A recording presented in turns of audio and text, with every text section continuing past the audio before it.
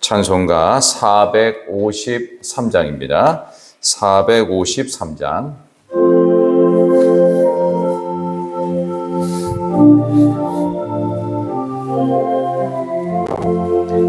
예수도 알기 원하네. 크고도 넓은 은혜와 대속해 주신 사랑을 간절히 알기 원하네.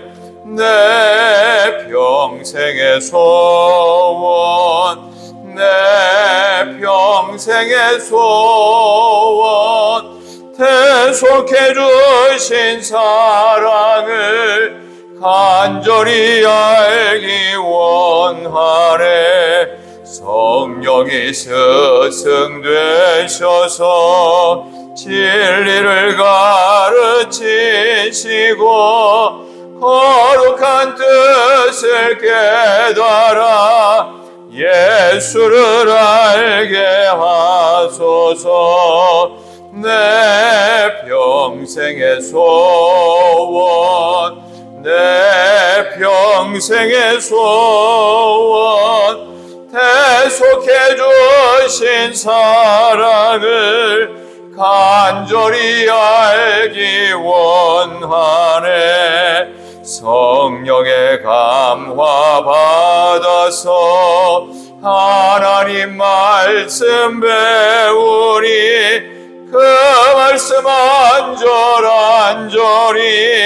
내 맘에 교훈 되도다.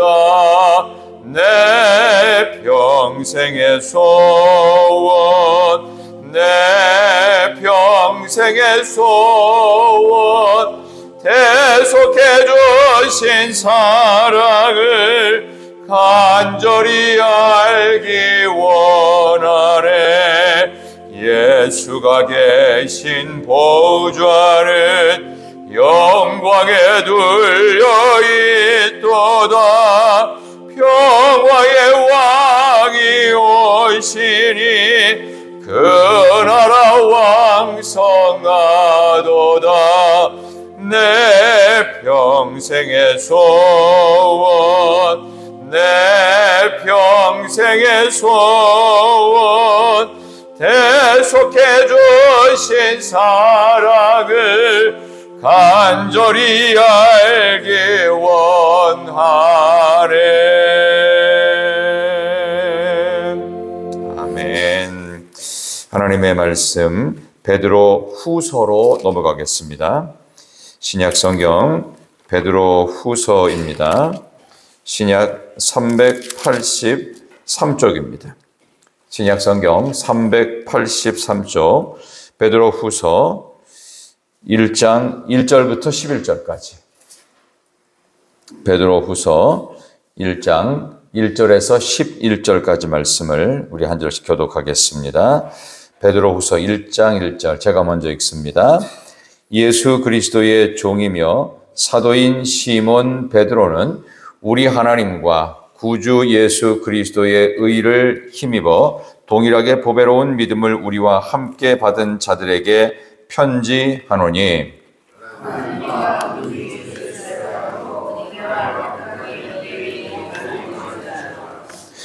그의 신기한 능력으로 생명과 경건에 속한 모든 것을 우리에게 주셨으니 이는 자기의 영광과 덕으로서 우리를 부르신 이를 알므로 말미암음이라.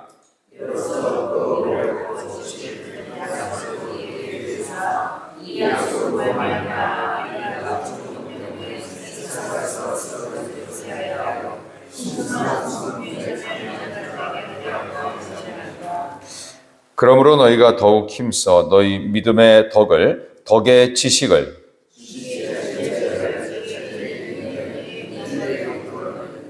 경건의 형제 우애를 형제 우애의 사랑을 더하라.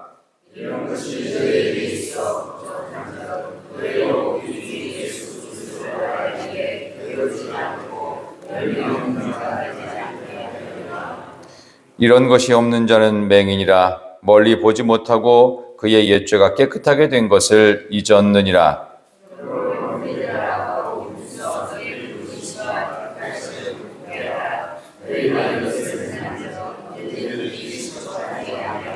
함께 읽습니다. 이같이 하면 우리 주 곧 구주 예수 그리스도의 영원한 나라에 들어감을 넉넉히 너희에게 주시리라. 아멘. 옆에 계신 분 한번 인사하실까요?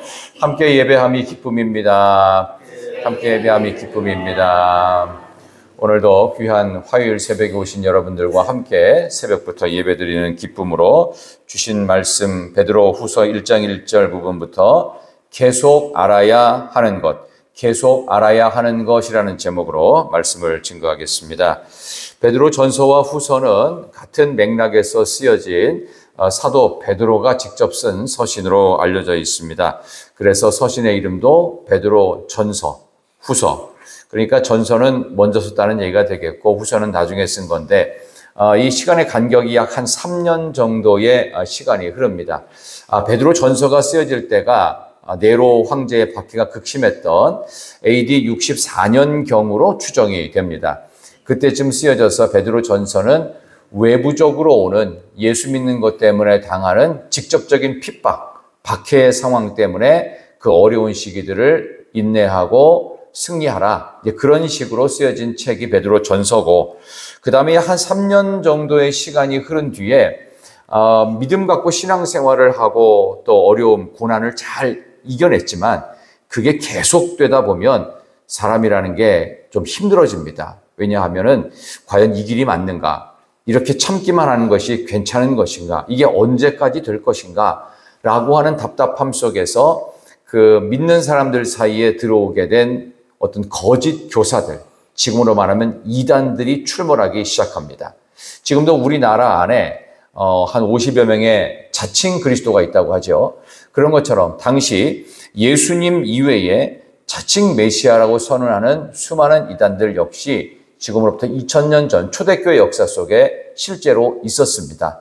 그래서 이 베드로 전서는 외부적인 핍박에 대한 승리를 위한 지침이라고 한다면 이 베드로 후서 같은 내용은요, 실제로 이단과 거짓 교사들을 흩어놓은 내부적 분열과 내부적인 핍박으로 인해서 어려워진 성도들을 더욱더 견고하게 하는 책.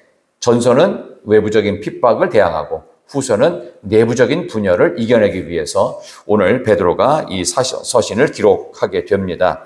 자, 우리 베드로후서 1장 1절부터 베드로는 자신을 이런 정체성으로 많은 이들에게 알려주고 있어요. 자, 1장 1절 한번 다시 보십시다. 1장 1절 시작.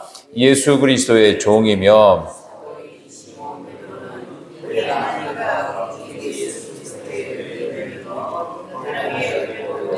우리와 함께 받은 자들에게 편지하노니 아멘. 시몬 베드로 앞에 수식하는 말이 두 개가 있죠. 예수 그리스도의 종이라는 표현이 있고 또 하나는 사도라는 표현이 있습니다. 이 의미는 조금 다르게 해석이 되는데 본인을 이렇게 소개하는 데는 그만한 목적이 있습니다.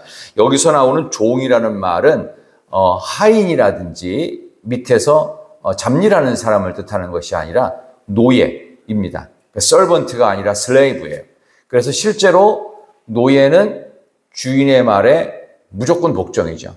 만약 주인의 말에 노예가 복종하지 않으면요, 그 노예는 쓸모가 없고 사명에 대해서 불충하게 됩니다. 그러니까 그 노예는 바로 빼버립니다. 그래서 죽음에 이를 수도 있어요. 그러니까 무조건 명령에 복종하는 자, 무조건적인 복종하는 노예로서, 누구의 노예? 예수 그리스도의 노예이며, 사도라는 말은 보내심을 받았다는 뜻입니다. 예수님의 명령에 무조건 복종하는 자로서 보내심을 받은 나 시몬 베드로는 그런 뜻이에요. 주님 말씀에 무조건적인 복종으로 생명 걸고 그 길을 걸어가기 위해서 부르심을 받은 본인 베드로는 하면서 이렇게 나오죠. 편지한다고 나옵니다. 동사는 편지하는 겁니다. 누구에게? 우리와 함께 보배로운 믿음을 받은 자들에게. 흩어져 있는 많은 그리스도인들이 아프리카, 유럽, 또 아시아 지역으로 흩어져 있는 이 많은 예수 믿는 사람들이 핍박을 다 견뎌내기 위해서 피했는데 자체적으로 복음의 진수가 아닌 이상한 사이비 복음들이 판치는 삶 속에서 그들에게 있어 뭔가 편지가 필요한 시점이 되었습니다. 그래서 그래서 편지를 쓸 때 첫 번째로 뭘 얘기하느냐 하면 2절을 보세요. 이 편지 쓰는 목적입니다. 다 같이 한번 2절 시작. 하나님과 우리 주 예수를 알므로 은혜와 평강이 너희에게 더욱 많을지어다. 아멘. 뭐를 많게 하기 위해서 편지를 쓴 거예요? 뭐가 많아요? 하나님을, 우리 주 예수를 안다. 하나님을 알고 예수님을 더 많이 잘 알아가기 위해서. 오늘 찬송도 불렀죠. 예수 더 알기 원함은 크고도 넓은 은혜와 대속해 주신 사랑을 간절히 알기 원하네. 그 가사 뜻 그대로 오늘 베드로가 이 서신을 쓰면서 믿음이 흔들리고 또 신앙이 거짓된 복음으로 인해서 자꾸 좌지우지되는 세속주의에 물들고 믿음이 아닌 것을 믿음이라고 착각하고 나는 이렇게 믿었으니까 너도 이렇게 믿어야 돼 라고 하면서 교회를 함부로 이러쿵저러쿵 말하는 잘못된 신앙들, 세상의 합리적 신앙들을 갖고서 진짜라고 말하는 자들에게 하나님을 제대로 알아라. 예수 그리스도를 더욱 제대로 알아라. 이렇게 하면서 은혜와 평강이 더욱 많을지어다. 그래서 하나님이 주시는 진정한 은혜와 평강을 위해서 예수님, 하나님을 더욱 알아가야 된다. 그 알아가야 되는 싸움을 해야만 우리가 믿음 생활을 끝까지 유지할 수 있다. 그런 의미에서 이제 3절부터 11절까지 예수 믿는 사람들이 더욱 알아가야 될 그리스도인들의 덕목을 쭉 나열하는데 그 가운데서 오늘 5절부터 7절까지 보십시오. 5절부터 7절까지 8가지 덕목을 제시합니다. 자, 그럼 어떤 모습으로 우리가 살아가야 되는지 한번 4절 먼저 보겠습니다. 4절 시작. 이로써 그 보배롭고 지극히 큰 약속을 우리에게 주사 이 약속으로 말미암아 너희가 정욕 때문에 세상에서 썩어질 것을 피하여 신성한 성품에 참여하는 자가 되게 하려 하셨느니라. 아멘. 신성한 성품에 참여해야 되는데 신성한 성품을 총 8가지로 이제 5절부터 7절에 나열하고 있습니다. 한번 볼까요? 신성한 성품 8가지는 무엇인지 5절부터 시작. 그러므로 너희가 더욱 힘써 너희 믿음의 덕의 지식을, 지식의 절제를, 절제의 인내를, 인내의 경건을, 경건의 형제우애를, 형제우애의 사랑을 더하라. 아멘. 계속 힘써 더하라, 더하라, 더하라 이렇게 돼 있죠. 맨 처음에 나오는 것이 믿음입니다. 믿음부터 시작해서 사랑까지 총 8가지 신의 성품에, 신성한 성품에 참여하는 자로서의 8가지 덕목을 더욱 힘써 더해라. 그러니까 우리의 인생 가운데, 믿음 있는 자의 인생 가운데 이런 것들이 더해져야만 세상이 흔들리지 않고 거짓에 넘어가지 않습니다. 진짜 지폐, 위조 지폐를 구분하는 방법은 위조 지폐가 어떠한 변칙적인 방법을 써가지고 가짜를 만드는지를 알아내는 것이 아니라 진짜 지폐가 어떻게 생겼는지, 위조가 아닌 정품 지폐는 어떻게 생겼는지를 명확하게 틀을 알면 위조품들을 골라낼 수 있다고 하잖아요. 그렇다면 우리는 이단을 열심히 연구하는 것보다 더 중요한 게 예수님을 더 잘 알아가고 여기 있는 것처럼 하나님을 더 알아갈 수 있는 것. 그러니까 성경을 더 정확하게 아는 것이 이단에 빠지지 않을 수 있습니다. 그래서 믿음 생활을 잘 하시는 분은 성경을 정확히 알아가야 돼요. 그러면 굳이 이단 공부 안 해도 문제가 안 생깁니다. 그래도 자신 없으면 목회자한테 오면은 제일 쉽게 구별할 수가 있겠죠. 자, 그럼 첫 번째 덕목인 믿음부터 보겠습니다. 믿음 5절 너희 믿음에 이렇게 되어 있죠. 이 믿음이라는 말 잠깐 설명을 드리면 히브리서 12장에 보면은 믿음의 주요 온전케 하신 이인 예수를 바라보자라고 되어 있어요. 믿음의 주라는 말은 주인이라는 의미가 아니고 믿음의 창시자, 다시 말하면 믿음의 근원이신 예수님을 바라봐야 된다. 그러면 우리는 발광체가 아니라 반사체로서 예수님의 믿음에 닮아가는 모습을 갖게 돼요. 그래서 우리가 예수님 앞에서 믿음직스러운 자가 됩니다. 그러니까 나는 믿음직스러운 자가 아니에요.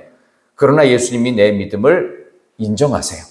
왜냐하면 예수님의 믿음을 우리가 반사하는 존재로, 아, 저 사람 믿음이 있어. 그러면 내가 스스로 믿음을 만들어낸 게 아니라 예수님의 믿음을 닮아가고 이걸 반사하기 때문에 아, 예수 믿는 사람은 저렇구나. 믿음이 있구나. 뭔가 믿음이 반사돼서 나오는구나. 라는 거예요. 그게 바로 믿음입니다. 그러니까 예수님을 닮아가는 사람은 믿음이 없을 수가 없어요.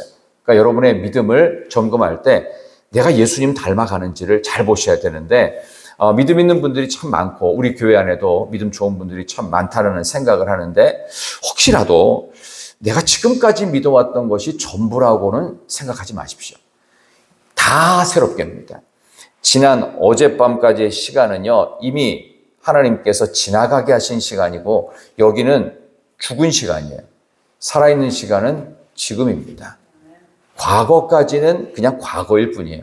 그럼 과거에 연연해서 살지 말고 지금 이 순간부터 미래를 향해서 하나님이 내게 주실 시간을 향해서 충실히 살아가는 거예요.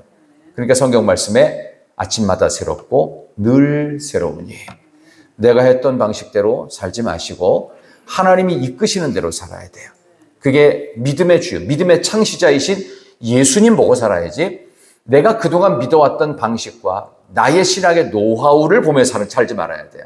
아침마다 새롭고 늘 새로우신 주님을 바라보며 주님이 주시는 은혜의 말씀과 믿음을 잘 반사하는 존재로 살아가는 여러분 되시기를 소망합니다.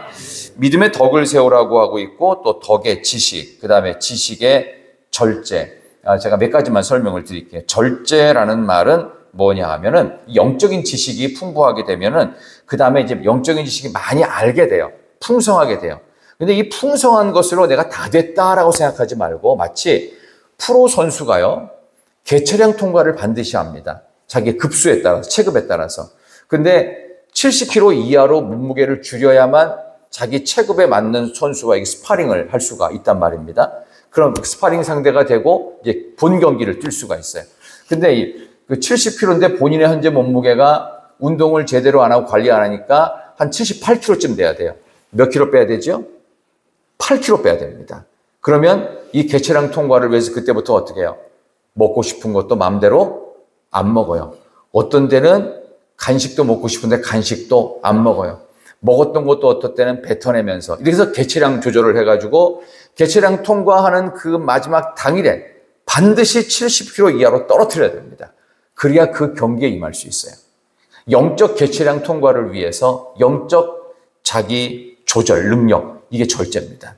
그래서 내가 하고 싶은 것 마음대로 하는 것이 아니라 하나님이 원하시는 삶으로 내 삶을 맞춰 들어가는 겁니다. 그래서 영적인 수준이 조금씩 이렇게 성장해야 되고 조금씩 수준을 높여야 됩니다. 여기까지도 했는데 물론 잘해 오셨는데 영적인 수준이 계속 올라가야 된다는 것. 그게 바로 절제, 영적 자기 관리입니다. 그 다음에 절제의 인내. 인내는 아시겠죠? 잘 견뎌내는 것이고 그 다음에 인내의 경건이라고 되어 있습니다. 이 경건이라는 말이 무슨 뜻이냐면 혹시 볼펜이 있는 분들은 기록해 놓으셔도 좋겠어요. 제가 연구를 해보니까 이 경건이라는 말은 이렇게 보시면 됩니다. 그리스도인의 매력이에요. 매력.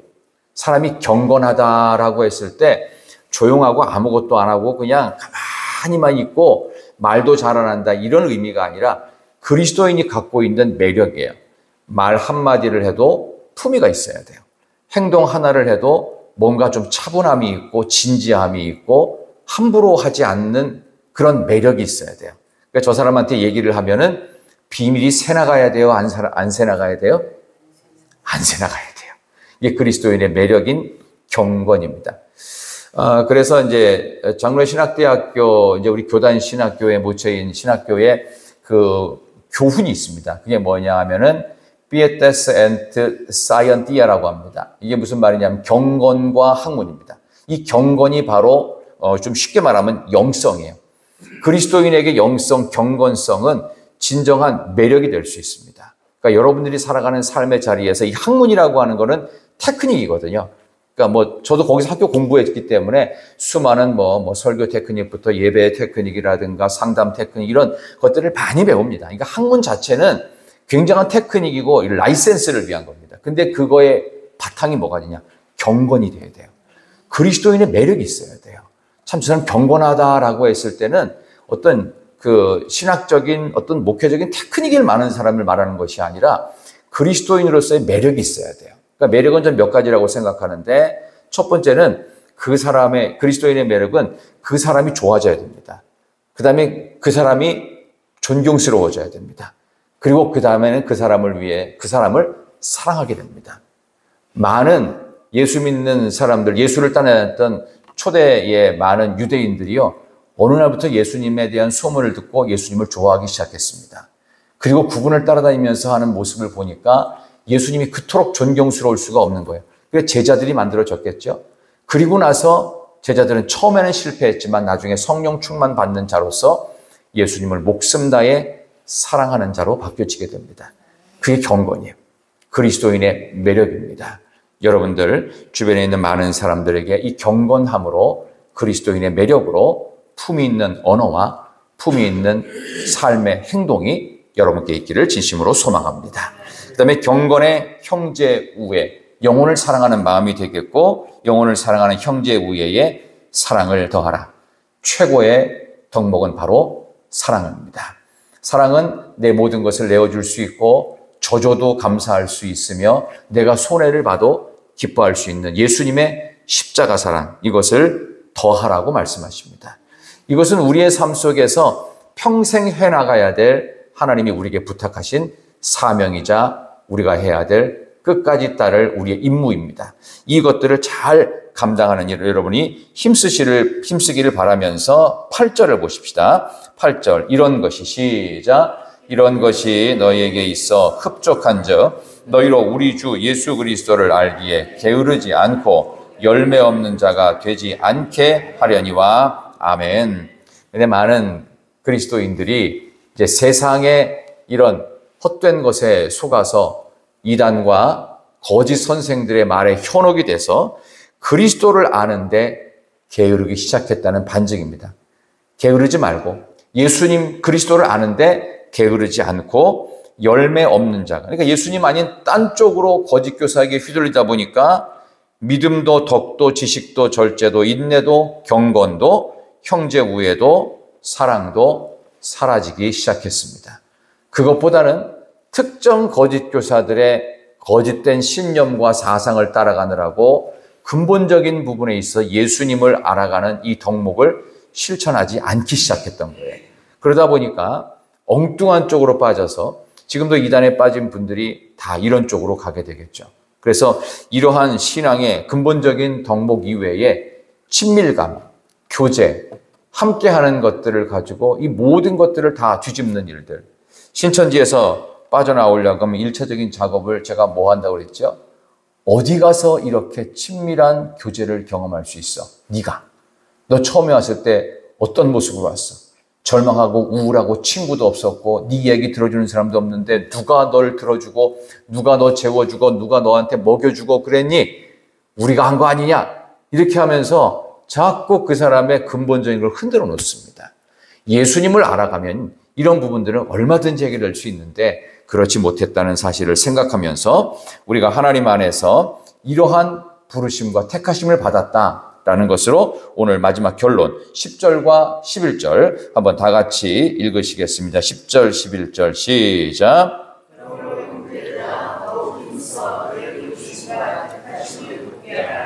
너희가 이것을 행한즉 언제든지 실족하지 아니하리라. 이같이 하면 우리 주 곧 구주 예수 그리스도의 영원한 나라에 들어감을 넉넉히 너희에게 주시리라. 아멘. 이걸 위해 부르심 받았고 또 택하심을 입었다. 여기에 굳게 서라라고 성경은 가르치고 있습니다. 그래서 11절에 우리 주 곧 주 구주 예수 그리스도의 영원한 나라에 들어갈 만한 그런 자격이 넉넉할 수 있도록 세상의 많은 유혹과 그들의 우리를 향한 속임수에 넘어가지 마라. 그래서 우리 신앙생활을 할 때 가장 쉽게 당하는 것이 뭐냐 하면요. 고난 가운데 넘어지거나 아픔 속에서 절망하는 것도 있지만 더욱 쉽게 넘어지는 게 뭐냐 하면은 속는 거예요. 그래서 지난번에 다 말씀드렸죠. 요한복음 8장 44절의 내용을 보면은 마귀를 얘기할 때 맨 마지막에 거짓의 압이라고 해요. 거짓의 압이. 자꾸 우리를 거짓말로 속여요. 넘어가시지 않으셔야 됩니다. 그 옛날에 곡성이라는 영화였나요? 명대사 중에 그런 말이 있지요. 현혹되지 마소. 절대로 속으시면 안 됩니다. 안 속으려면은 뭐를 해야 되냐? 속지 말아야지 하는 게 아니라 예수님을 더 많이 알아가시면 됩니다. 예수님이 어떤 분이신지, 예수님이 우리에게 주시고 그냥 덕목이 무엇인지를 알아서 저는 그 가운데 오늘 경건, 그리스도인의 매력이 여러분께 있어서 말과 행동에 있어서 더욱더 예수님의 사람다운 모습으로 오늘 하루도 승리할 수 있기를 진심으로 소망합니다. 하나님 감사합니다. 오늘 이렇게 우리가 계속 알아가야 할 귀한 신앙의 8가지 덕목을 우리에게 가르쳐 주시며 이 신앙의 덕목을 행함으로 실천함으로 예수님의 삶과 예수님의 인격을 더욱 알아갈 수 있는 예수도 알기 원함은 크고도 넓은 은혜와 대속해 주신 사랑을 간절히 알기 원합니다. 이 찬송의 가사가 늘 하루 종일 우리 입술 속에 있는 복되고 귀한 하루가 되게 하여 주옵소서. 가지고 나온 모든 기도의 제목들 우리 하나님께서 응답의 역사로 갚아 주옵소서. 예수님의 이름으로 간절히 기도드리옵나이다. 아멘.